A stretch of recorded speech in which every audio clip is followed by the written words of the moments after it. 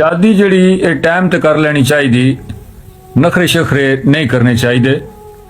मैंडे महल्ले विच एक मास्टर अतीक साहब रहिंदे ने ते 44 साल की उम्र उन्हां दी शादी हुई। एक दिन दसन लगे भाई मैं जदों 23 साल दा सा ना तो अपनी डायरी विच मैं 40 ऐसी खूबियां जड़ियां ओ लिखियां कि जड़ी मेरी होने वाली बीवी विच होनियां चाहिदियां। ते वक्त गुजरता गया लेकिन इस तरह की बीवी कि जिसे 40 खूबियां होन नहीं मिल सकी।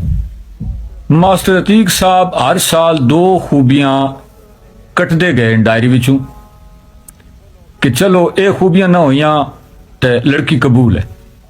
आखिरकार जनाब 40 साल हो गए तो डायरी विच सिर्फ एक खूबी रह गई कि बस औरत होनी चाहिए। ते तुसी भी किसी गल दा, किसी खूबी दा, किसी वक्त का इंतजार न करो। कख चिट्टे होने तो पहला पहला अपना घर आबाद कर गिनो।